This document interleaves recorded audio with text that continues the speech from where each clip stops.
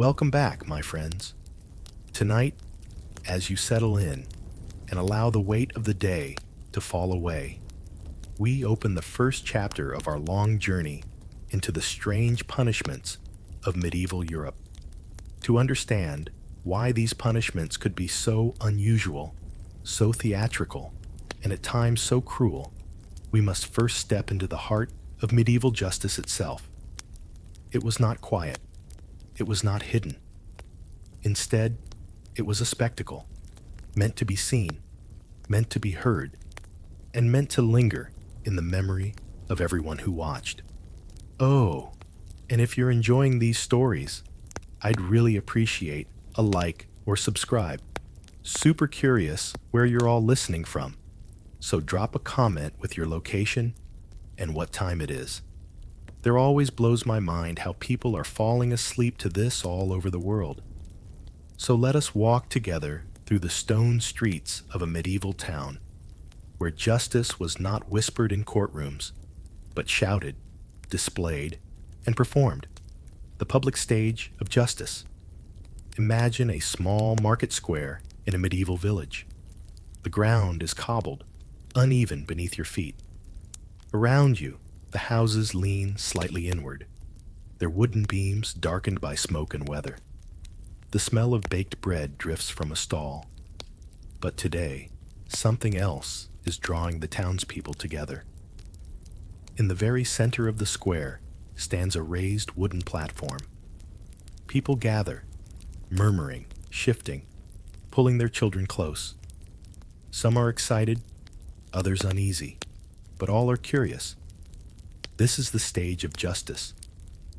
In our modern world, punishments often happen out of sight. Courts decide, prisons hold, and the public rarely witnesses what comes after judgment. But in the Middle Ages, justice was meant to be watched. It was a performance, a warning, and sometimes even a form of entertainment. The guilty were not tucked away. They were displayed. Their suffering, their humiliation, their lesson, this was shared with the entire community. Why? Because the Middle Ages were not just about law. They were about fear. Fear of crime, fear of sin, fear of angering God. And when fear is strong, justice becomes theater, symbolism in punishment. Now imagine that you have been accused of stealing a loaf of bread. In a time when famine could stalk an entire region, such a theft was no small matter. If you are found guilty, the punishment must fit the crime, but not in the way we might think today. To the medieval mind, justice was not about rehabilitation. It was about balance, symbolism, and warning. If a hand reached out to steal, then it was the hand that must suffer. If a mouth spoke lies, then the mouth must be silenced or marked. If feet carried you toward sin, then those feet could be branded or bound. There was poetry to it, if one can call such cruelty poetic. The punishment became a mirror of the crime. The people watching would not only see a man suffering, they would see a story, a moral lesson carved into flesh and memory. For many in medieval Europe, this balance was not only about law. It was about God's justice. To punish crime was to restore harmony, not only between people, but between the community and the divine. The role of the crowd. As we continue to picture this square, think for a moment about the crowd. The people were not simply bystanders. They were participants. Their jeers, their gasps, their laughter, all of these gave weight to the punishment. Children learned what would happen if they strayed. Merchants felt reassured that theft would be met with severity. Even lords and priests, watching from the side, saw their own authority reflected in the spectacle. Sometimes, the crowd was encouraged to join in. They might throw rotten vegetables at the condemned, spit at them, or shout insults. The humiliation was as much a part of the punishment as the pain itself. For in a world where reputation mattered deeply, to be shamed in front of one's neighbors could be as scarring as any wound. But there was also a strange comfort in this public display. When punishment was given, it meant order had been restored. The guilty had been dealt with. The balance of the world, so fragile and uncertain, had been held together for another day. Justice as a ritual. It is important to see punishment not just as cruelty, but as ritual. Like the ringing of church bells or the lighting of candles, the performance of justice had steps, symbols, and meanings. First, there was the announcement of guilt. The crime was read aloud, so all could hear and judge.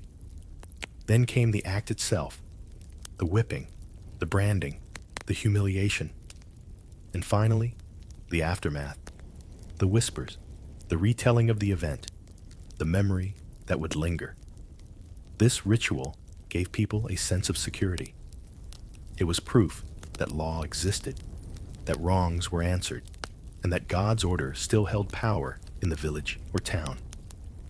And so, when we speak of bizarre punishments in the Middle Ages, we are not simply talking about cruelty. We are talking about a performance that was as much about belief and culture as it was about crime. The thin line between justice and entertainment. Here, we must pause and reflect. Because while justice was sacred, it was also, at times, disturbingly close to entertainment. People might laugh at a thief locked in the stocks, his arms and head trapped while children pelted him with filth. They might treat a cucking stool, a device that dunked women accused of gossiping into cold, dirty water, as a kind of game. This merging of justice and amusement shows us just how different the medieval world was from our own. Pain and shame were not hidden. They were public, they were memorable, and they were woven into the fabric of daily life. Now that we have stepped into the medieval square and seen how justice was staged, we are ready to journey deeper. In the chapters to come, we will explore punishments, not just symbolic, but bizarre. Punishments that stretched the imagination, that turned law into spectacle, and that revealed to us the strange heart of medieval Europe. Our next step will be into the world of public humiliations, where shame was a weapon, laughter a punishment, and the guilty were turned into living lessons for all who watched. But before we move forward, take a deep breath and let the images settle. The stone square, the wooden stage, the jeering crowd, and the belief that justice must always be seen to be believed. Strange public humiliations. Now that we have set the stage for medieval justice, let us wander deeper into its most unusual expressions. Among the strangest punishments of all were those designed not to draw blood, but to draw laughter. These were punishments of humiliation, strange devices and rituals that turned the guilty into a living spectacle, mocked not only by officials, but by their own neighbors.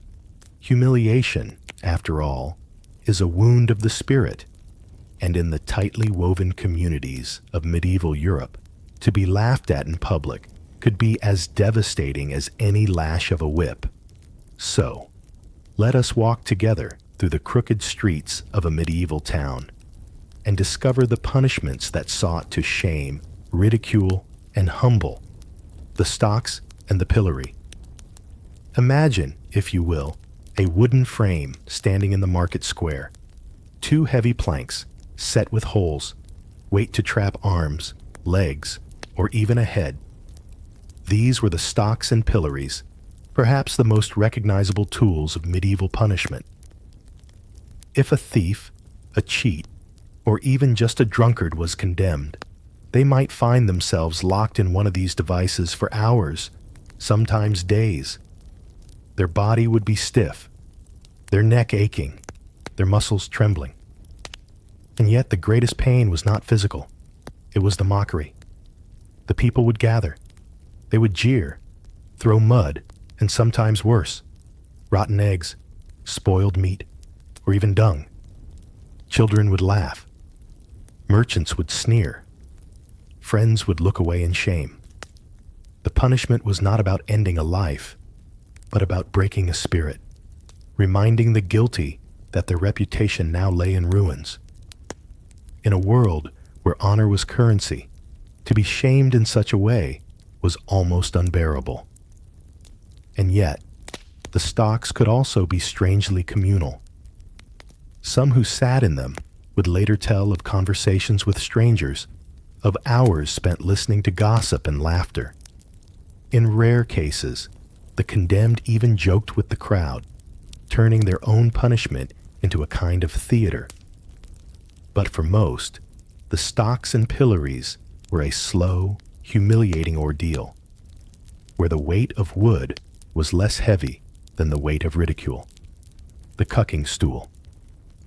Now let us walk a little further, to the banks of a river, where another device waits, the cucking stool.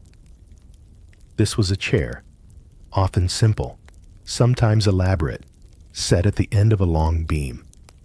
Those accused of scolding, nagging, gossiping, or disorderly speech, most often women, were strapped into the chair. Then with a crowd gathered, the beam would swing, and the chair would plunge into the cold water.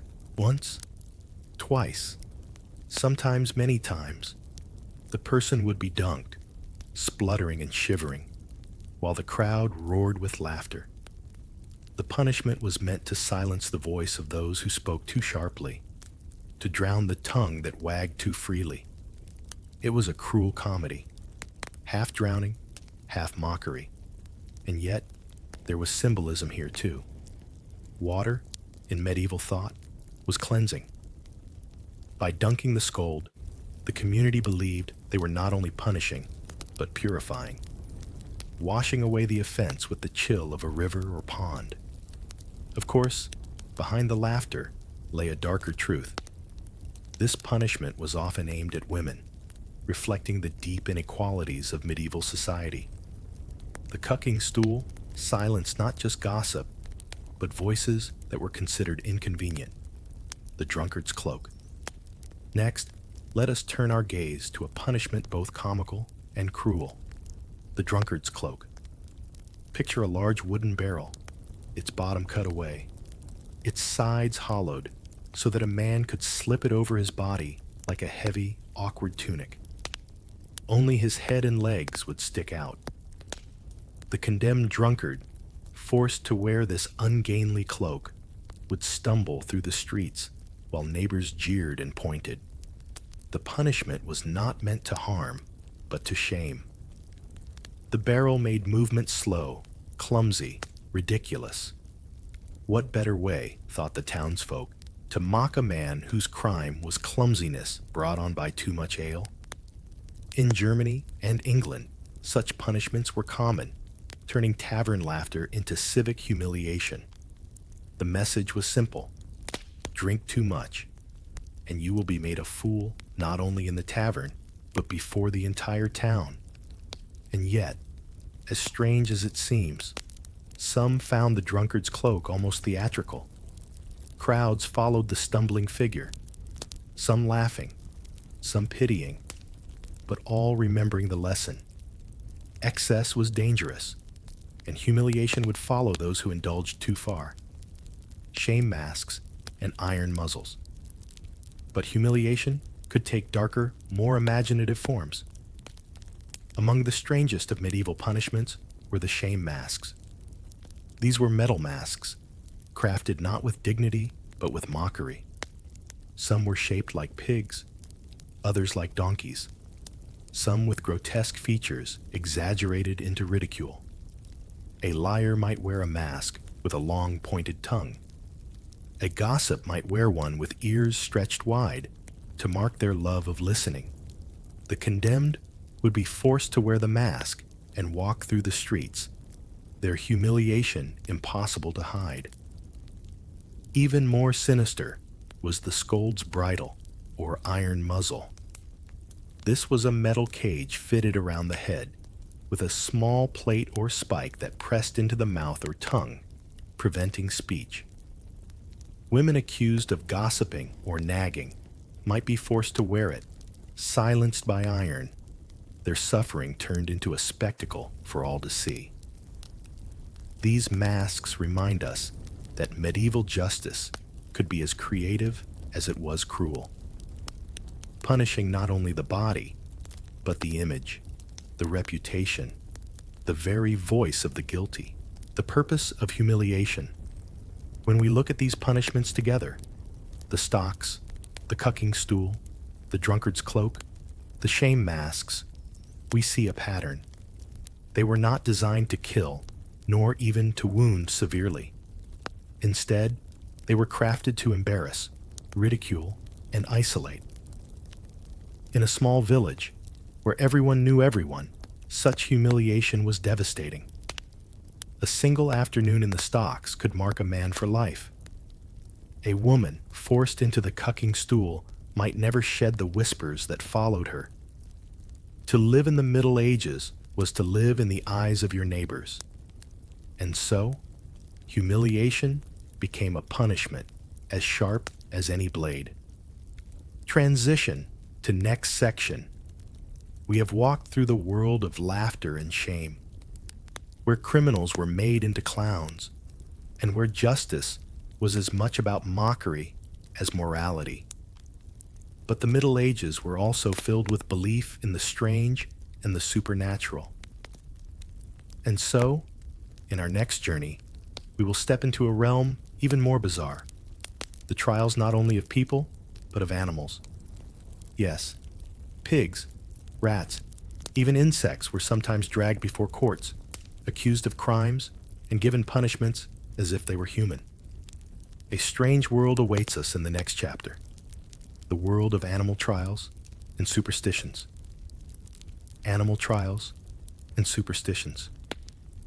Close your eyes for a moment and imagine a courtroom, not a modern one, with polished benches and stern judges in black robes, but a medieval hall, its walls heavy with tapestries, its floor uneven stone, and the air thick with smoke from torches.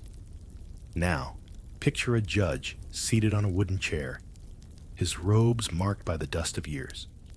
Before him stand not only clerks and scribes, but a group of villagers, whispering to one another. And in the center stands not a man, but a pig, accused of murder. This is not a tale from folklore. This is a true glimpse into the strangeness of medieval Europe.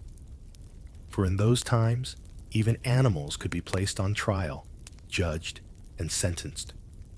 Why animals were put on trial? To our minds, the very idea seems absurd. How could an animal understand guilt? How could a pig, or a rat, or even a swarm of insects be held to human law? But in the medieval world, the line between man and beast was not so clear. People lived side by side with animals every day. Pigs wandered through streets.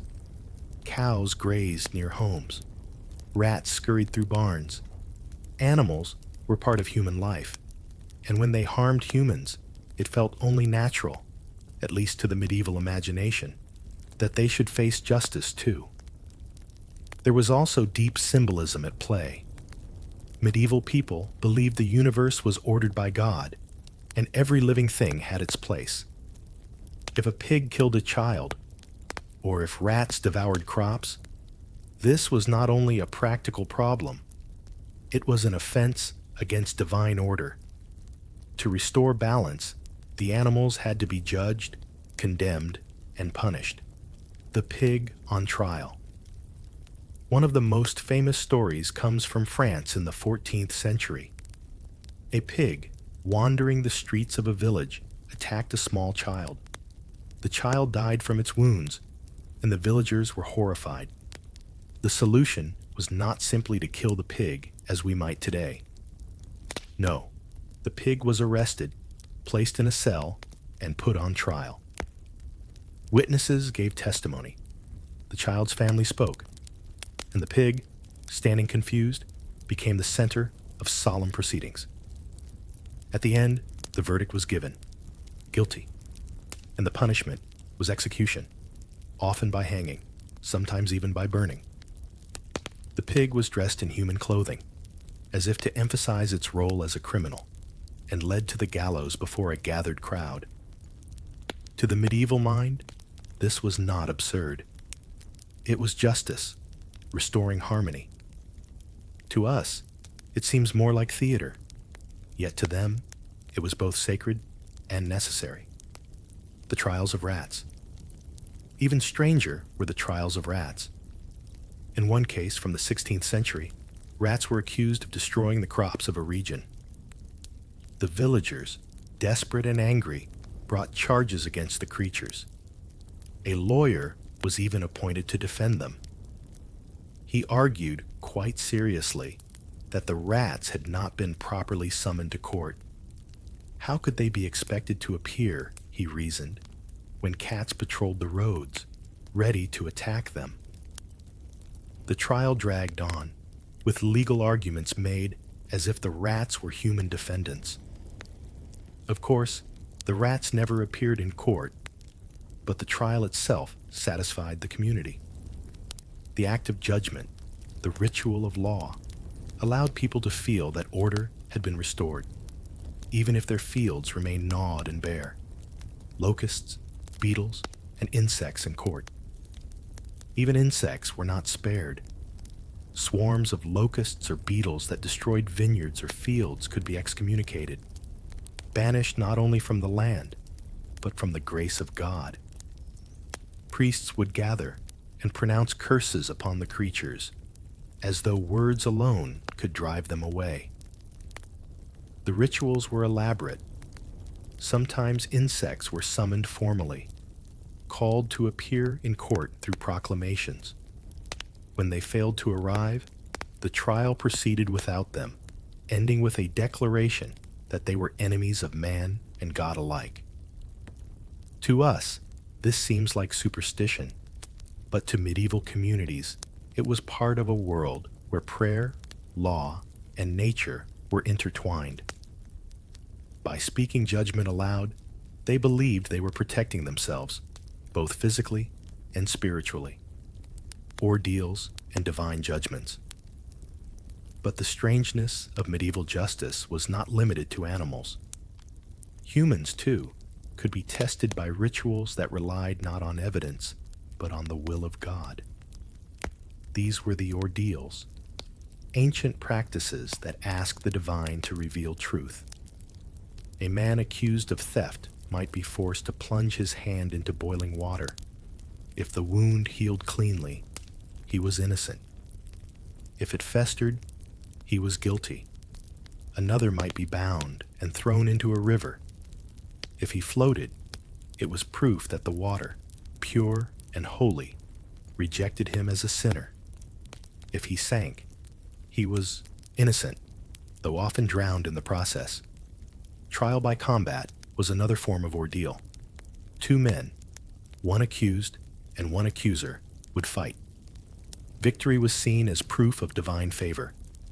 Defeat meant guilt, and often death. These ordeals seem brutal, even nonsensical to us. But for medieval people, they were a way of placing judgment, not in fallible human hands, but in the hands of God himself. Justice, faith, and fear. Taken together, the animal trials, the insect excommunications, the ordeals by fire and water, we see a pattern. Justice in the Middle Ages was not only about law, it was about belief. The world was filled with unseen forces, with the presence of God and the threat of the devil. Every act of crime or misfortune was seen through this lens. To punish was not only to balance human society, but to reaffirm faith that God's order still ruled the world. And so, while a pig in a courtroom may seem laughable to us, it was deeply serious to them. It was part of a ritual that bound the community together, soothed fears, and gave meaning to events that might otherwise seem senseless. Transition to next section. We have now walked through the strangest trials imaginable, where animals wore the mantle of criminals and where ordeals tested guilt through fire and water. But our journey is not finished. Ahead of us lies another realm of punishment, one both peculiar and poetic. Punishments that were not always cruel, but symbolic. Punishments that turned crime into ritual acts of penance, often with strange and theatrical twists. In our next chapter, we will explore peculiar and poetic punishments, from carrying heavy stones through the village, to mock burials, to pilgrimages ordered as penance. The road grows stranger still, and we will walk it together, step by step. Peculiar and poetic punishments. As you rest and let your mind drift through the medieval world, we now leave behind the noisy squares filled with jeering crowds and step into punishments that were quieter, but no less unusual. These were punishments that carried meaning beyond the pain. They were symbolic acts, rituals designed to show repentance, to humiliate without bloodshed, and to remind the entire community of the thin boundary between order and chaos. Let us walk slowly, softly, into this realm of peculiar and poetic punishments, the treadmill of penance. Picture a great wooden wheel, like a mill turned on its side. A man, condemned for theft or disorder, is forced to climb into it. Step by step, he must walk, pushing the wheel round and round, as though he is a beast of burden. This was the treadmill of penance, a device sometimes used not for grinding grain, but for grinding down human pride. The condemned would walk endlessly, his legs aching, his breath heavy, while the crowd looked on. There was no destination, no progress, only the endless circle. In this way, the treadmill became a symbol of futility, of wasted effort, of punishment without reward. For some, it lasted hours. For others, days. The lesson was clear. A life of sin leads only to weariness, to circles without end. Carrying stones through the village. Another punishment, far simpler yet strangely poetic, was to carry heavy stones through the streets. The condemned would be burdened with rocks, sometimes as large as they could bear, and forced to walk a route known to the entire town. With each step, the stone pressed down, a weight not only on the back, but on the soul. This punishment was often used for those who broke promises or defied authority. The stone became a symbol of their guilt, the weight they must carry for their actions. And as neighbors watched, they saw not only a man struggling under rocks, but the very image of sin made visible. Sometimes, the stones were carried to a church, where they would be laid before the altar, as though offering guilt itself at the feet of God, wearing signs of guilt in church. In the deeply religious life of medieval Europe, sin and crime were rarely separate. And so, many punishments took place not in the market square, but in the church itself. A man accused of dishonesty, or a woman accused of quarreling, might be forced to stand during Mass wearing a special garment, often rough, sometimes marked with symbols of shame. These garments, called penitential robes, set the sinner apart. The congregation would glance toward them, whispering prayers, or sometimes gossip, while the guilty stood exposed. Imagine the silence of the church, the sound of chanting, the glow of candles. And there, among the faithful, one figure stands out, cloaked in shame. This was punishment woven into worship, humiliation tied to holiness, mock burials, and symbolic deaths. Perhaps one of the strangest punishments of all was the mock burial. In some regions, those guilty of betrayal, dishonor, or grave sin might be laid in a coffin or forced to dig their own grave. Sometimes they were even lowered into the earth, not to die, but to symbolize death, the death of their old life, their old ways. Afterward, they might be pulled out again, given new clothes, and told to live as if reborn. These punishments blurred the line between ritual and reality, life and death. They reminded all who watched that crime carried not only shame, but the shadow of mortality. To sin was to step close to the grave, and to repent was to rise again. Pilgrimage as punishment. Finally, let us speak of the punishment of the road, the pilgrimage. For some crimes, instead of prison or pain, the guilty were ordered to leave their home and walk, sometimes for hundreds of miles, to a holy shrine. With nothing but a staff and simple clothing, they would travel from village to village, surviving on charity, sleeping in fields, and enduring the endless road. Pilgrimages were not gentle. Roads were dangerous. Food was scarce, and the journey could take months or even years. Yet the act was seen as cleansing, a chance for the guilty to shed sin step by step, mile by mile. For some, the road was redemption. For others, exile. For all, it was a punishment, both poetic and grueling. What these punishments meant. Looking at these punishments together, the treadmill, the stones, the penitential robes, the mock burials, the pilgrimages, we see something striking. These were not punishments of blood, but of symbol. They sought to make crime visible, to turn guilt into a story, a ritual, a lesson.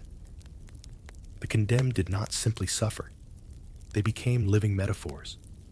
Their burden, their humiliation, their endless walk, all were stories written upon their bodies for the community to read.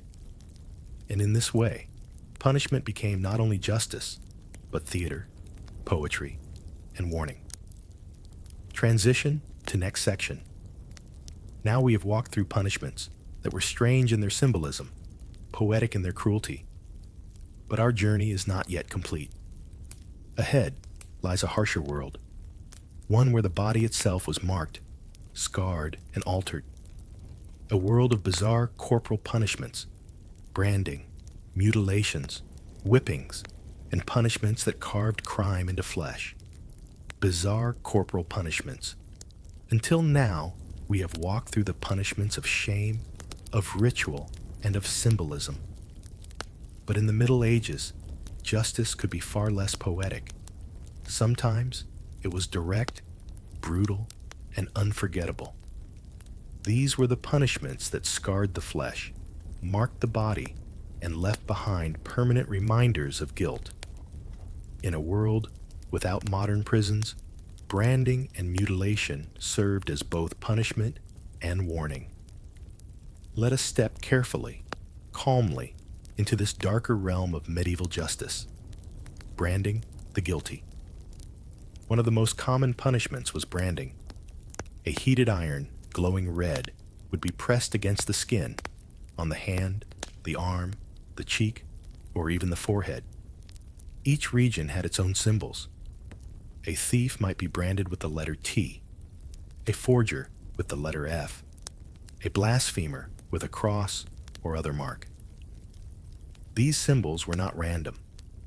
They were chosen to announce, forever, the nature of the crime. Imagine the moment itself, the hiss of hot iron against flesh, the cry of pain, the smell of burning skin. And afterward, the mark remained, a permanent sign of guilt, visible to all. In small villages, such a mark was devastating. Everyone who saw it would know the person's crime, long after the punishment itself was over. Branding turned a man into a walking warning, a living proclamation of law. The loss of ears and noses. Even stranger, and often harsher, was the punishment of mutilation. In some regions, thieves might lose an ear. In others, their nose might be cut, leaving a scar that could never be hidden. This was justice that spoke without words. An earless man was forever marked as a criminal. A noseless face was a symbol of shame. And yet, these punishments carried meaning too. To lose an ear was to lose the ability to hear respect. To lose a nose was to lose honor. In the medieval imagination, the body reflected the soul, and to scar one was to scar the other. The tongue of the liar. Among the most bizarre punishments was the mutilation of the tongue. For lies, blasphemy, or slander, the tongue itself could be cut, pierced, or burned. Some punishments involve splitting the tongue, others piercing it with hot iron, still others removing it altogether. These punishments were both practical and symbolic. Practical, because they silenced the voice that spread lies. Symbolic, because they turned the very organ of sin into the site of pain. Imagine standing in the square, hearing the cry of someone whose tongue is burned or marked, and knowing that their words had brought them here. It was a lesson written in agony, meant to echo louder than any lie ever spoken. Whipping and flogging rituals. Not all corporal punishments left permanent scars. Some were designed to inflict pain and humiliation in equal measure. Whipping and flogging were common across medieval Europe. A thief might be tied to a post and lashed before the crowd. The sound of the whip cracked through the air, each strike a reminder of law. But whipping was often ritualized. Certain numbers of lashes were tied to specific crimes. Sometimes, whippings were done at crossroads or church doors to remind the community of both earthly and divine judgment. For many, the pain was sharp, but brief.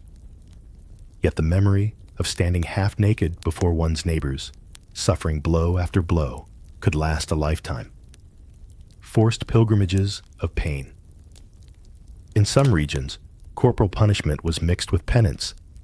A man might be whipped through the streets as he walked, each step accompanied by a lash.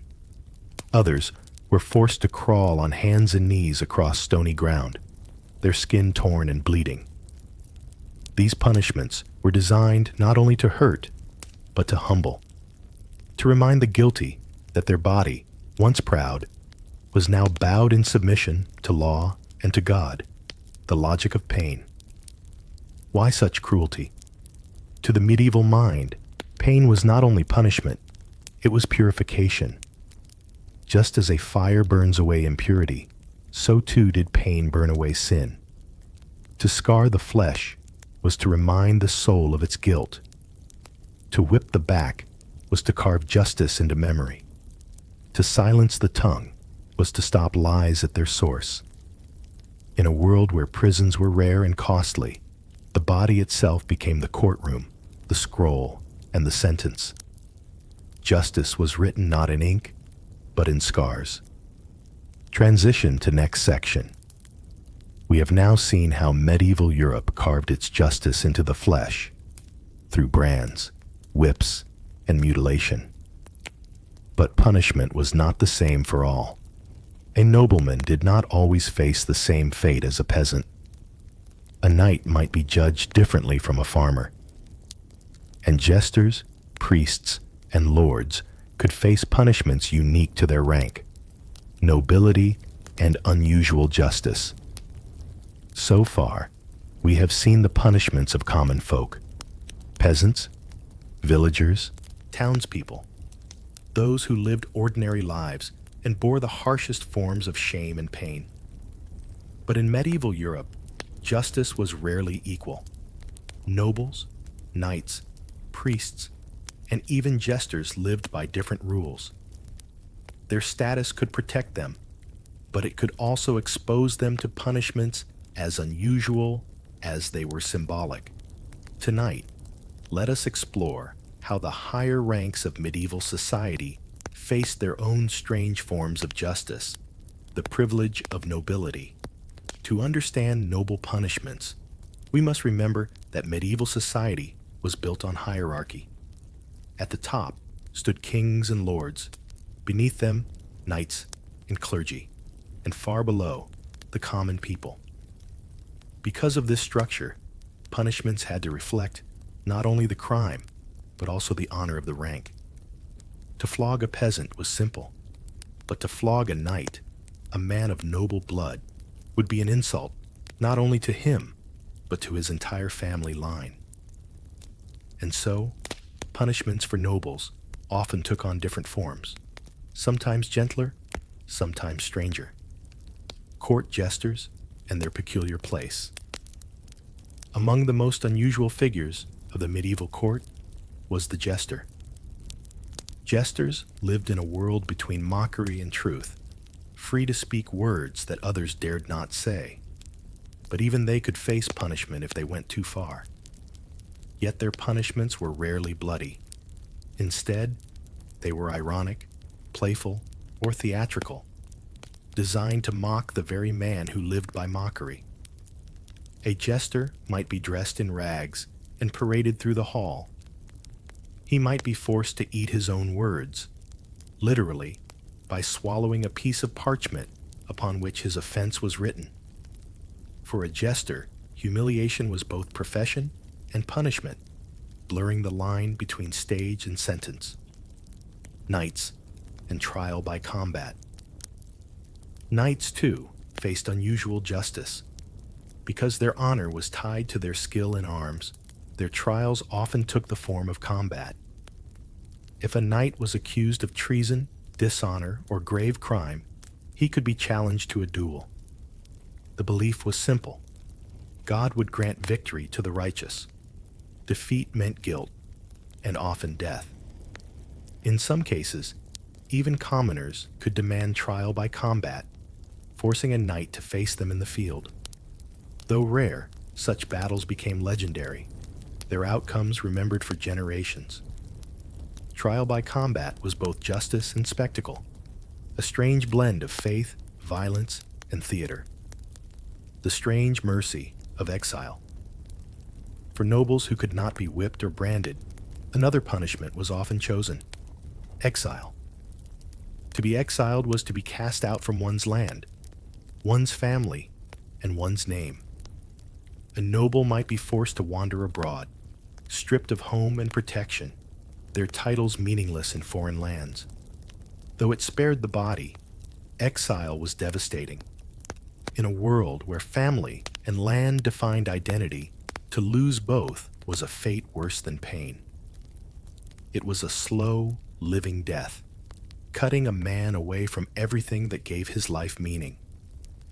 Clergy and the cloak of the church. Priests and monks, too, were often judged differently. The church guarded its own fiercely, and clergy were usually tried in ecclesiastical courts rather than secular ones. For crimes of sin or scandal, punishments could include silence, long fasts, or banishment to remote monasteries. Some were forced to stand in churches wearing heavy chains, visible reminders of their guilt.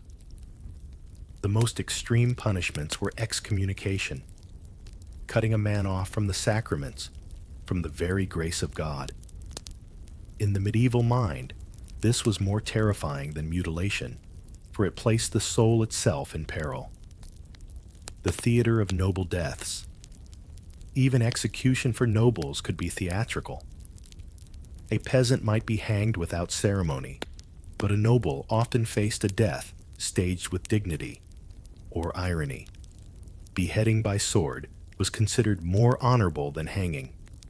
Some nobles were even granted the right to choose their executioner, or to die with special rites. In contrast, those who committed treason might face elaborate deaths meant to shock. Their punishments were not only for their crimes, but for the betrayal of their rank and duty.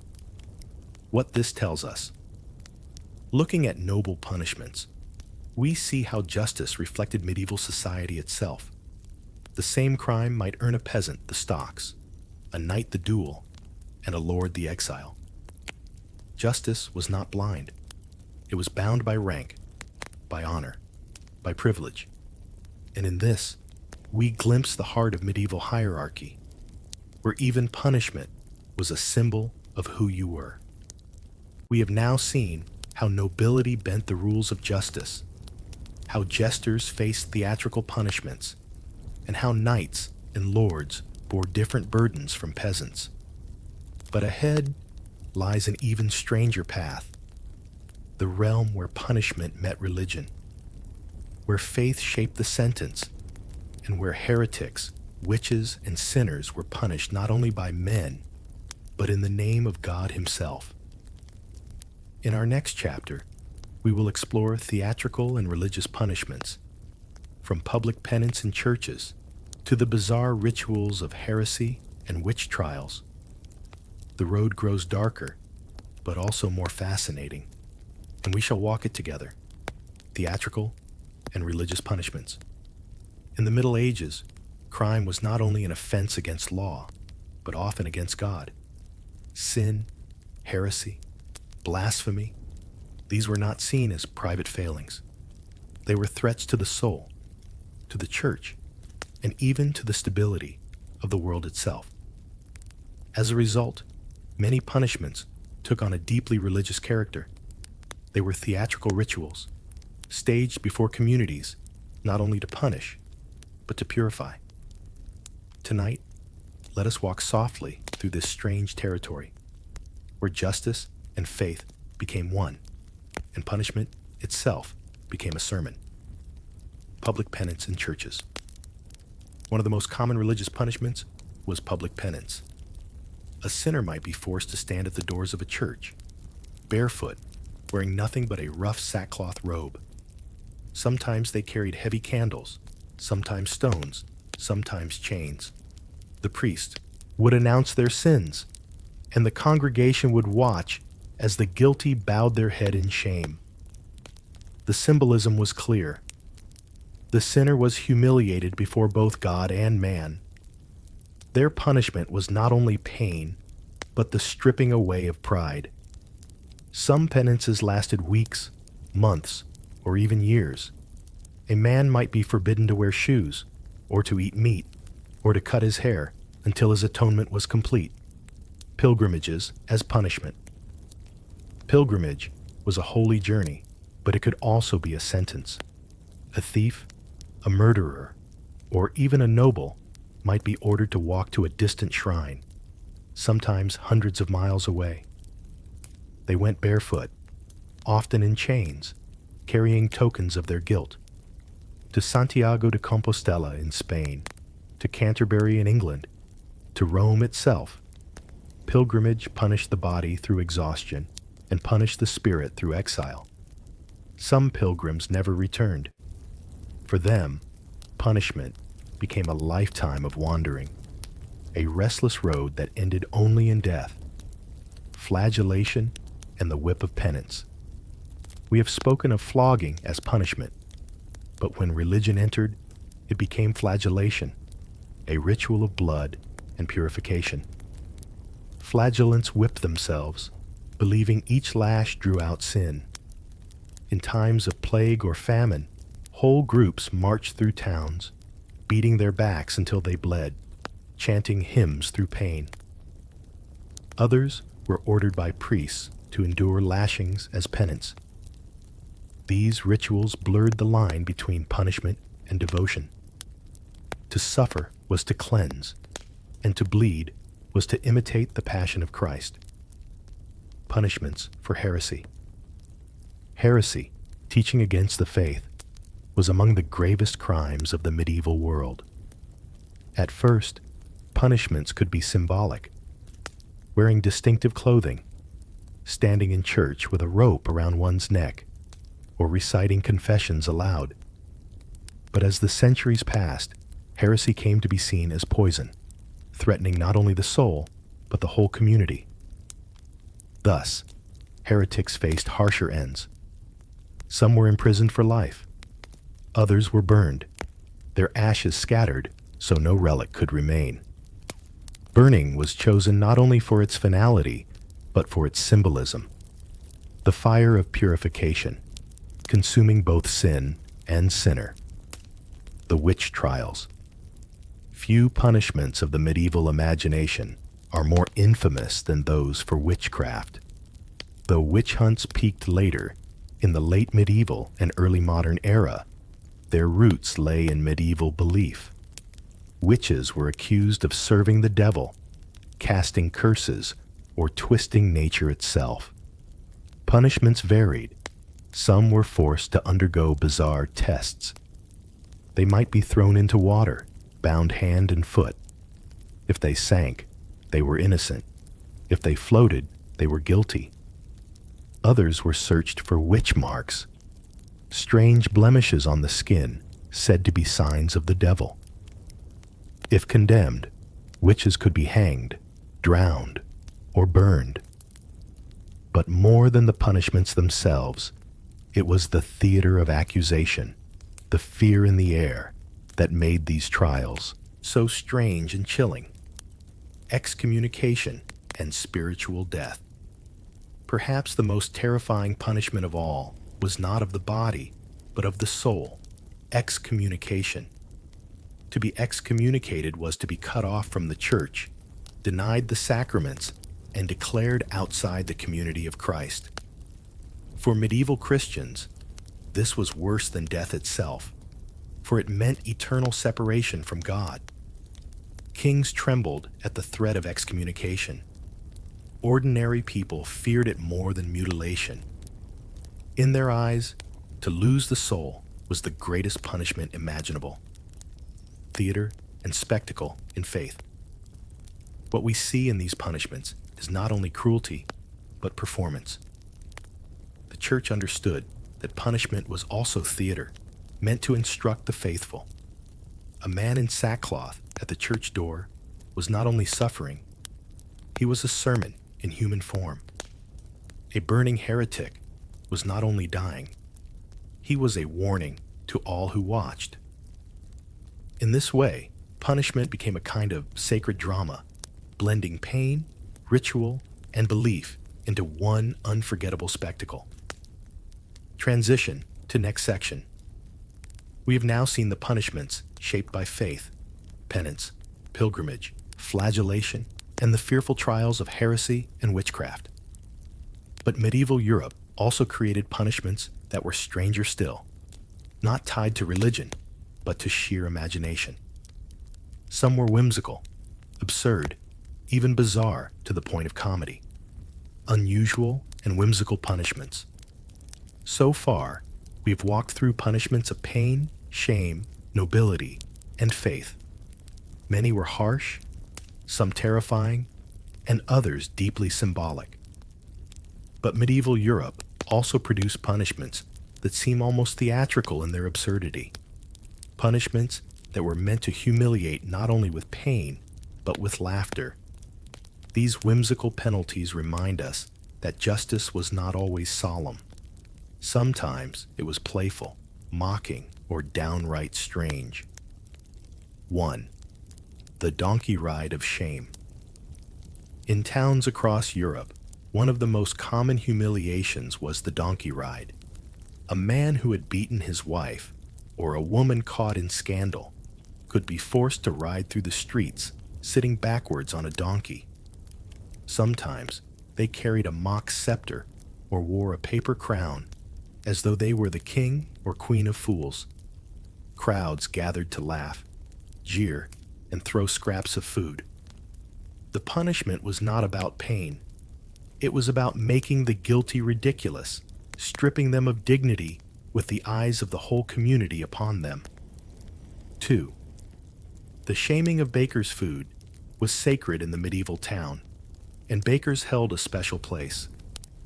But when bakers cheated by selling bread too light, too small, or too expensive, they faced punishments designed to be ironic. In some cities, a cheating baker was placed in the pillory, with his bad bread hung around his neck. In others, he was forced to ride on a cart through the streets while carrying an enormous loaf, heavier than proper bread. Perhaps the strangest was the baker's dunking stool, where dishonest bakers were dipped into rivers or ponds, their soggy shame a warning to all others who might try to cheat. 3. Mock funerals for the living. In certain villages, men who broke community rules faced mock funerals.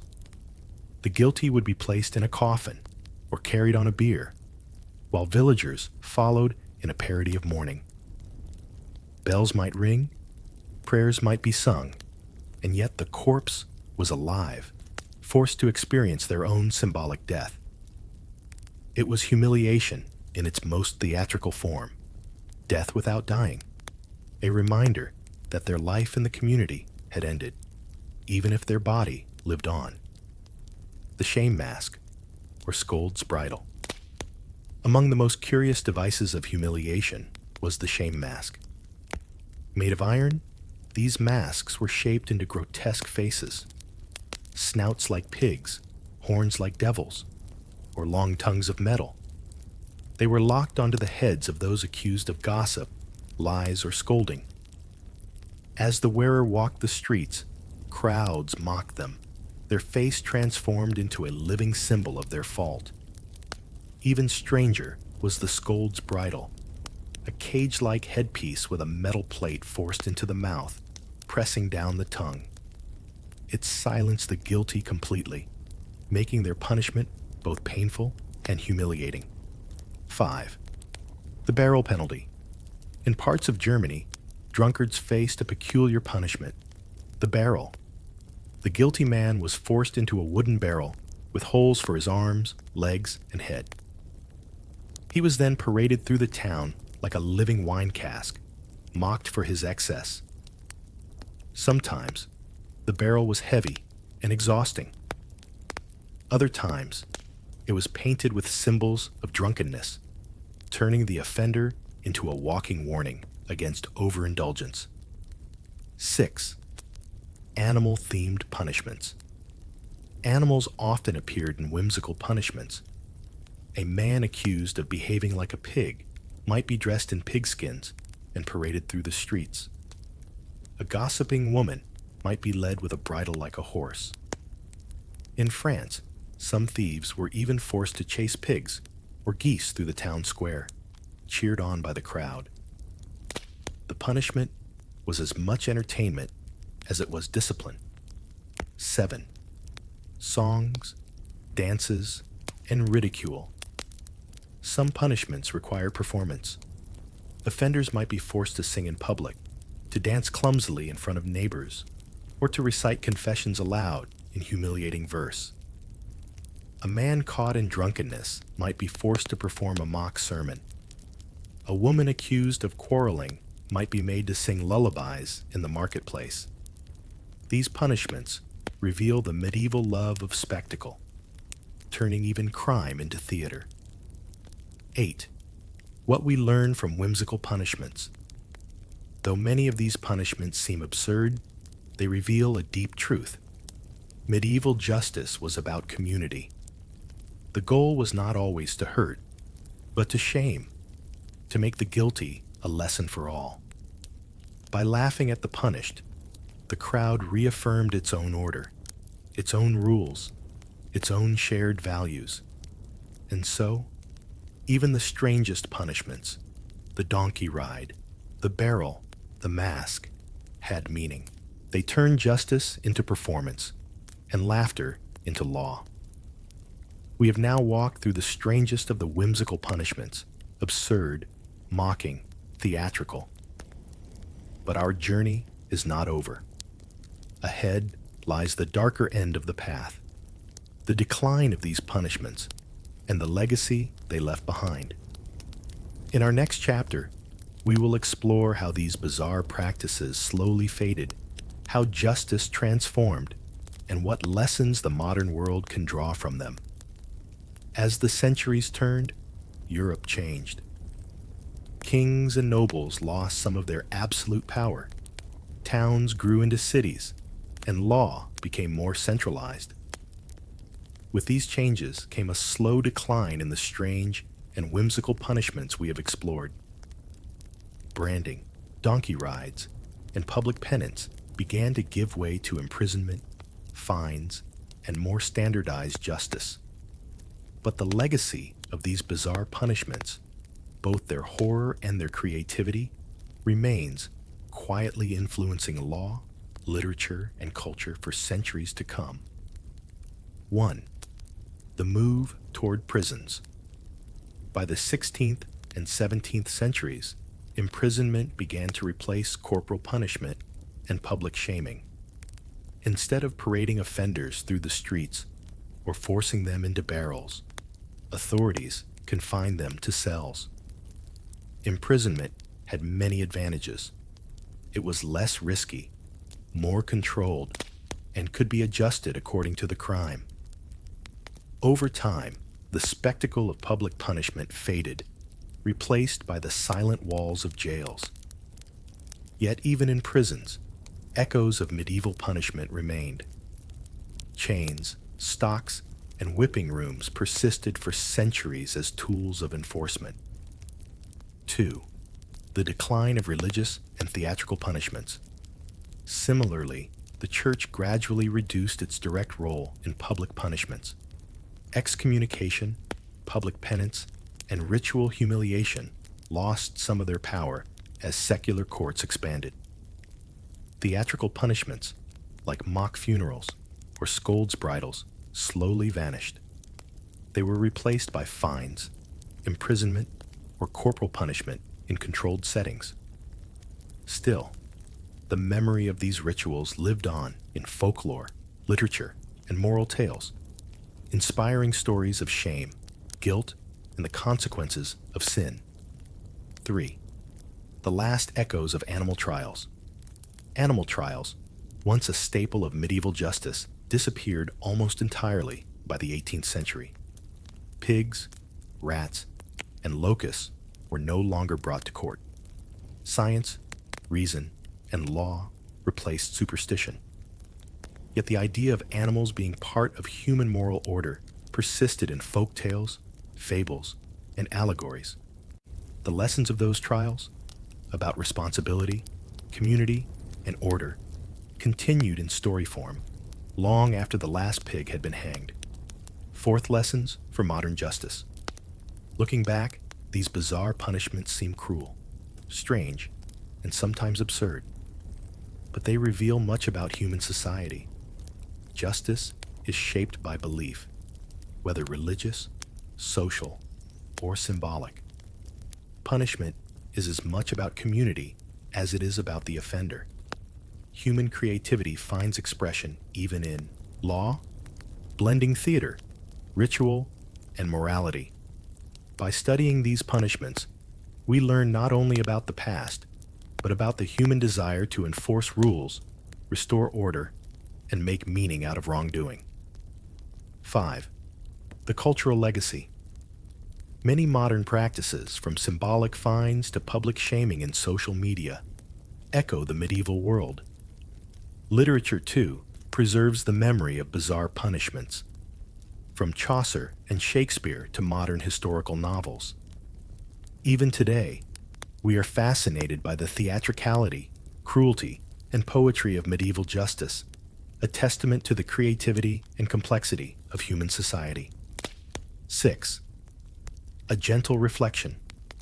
As we leave the streets, courts, and squares of medieval Europe behind, we carry the echoes of a world both harsh and imaginative. We have walked among pigs on trial, jesters in shame, penitents at church doors, and prisoners paraded in barrels. We have seen how pain, humor, faith, and theater intertwine to enforce order. And now, as we close this story, let us rest in the knowledge that humanity, for all its strangeness, has always sought to make sense of wrongdoing, and to turn lessons into stories, fear into ritual, and justice into meaning. Thank you for joining me tonight on this journey through the most bizarre punishments of medieval Europe. May these stories of the past remind us not only of human cruelty, but of human creativity, ritual, and the endless ways society has tried to define right and wrong. And now, let the quiet of history settle as we drift gently toward sleep, carrying the lessons of an age long gone, yet never forgotten. As we leave the streets, markets, and courts of medieval Europe behind, let us remember both the cruelty and creativity of these punishments. We have seen the treadmill, the stocks, the branding irons, the donkey rides, and the shame masks. We have witnessed the intersection of law, ritual, faith, and theater. And as you drift toward sleep tonight, may the stories of medieval justice remind us that even in a distant, strange world, humanity sought order, fairness, and meaning. Sometimes in ways that were as bizarre as they were unforgettable. Good night, dear friends. May your dreams be calm, and may the echoes of the past inspire curiosity, wonder, and gentle reflection.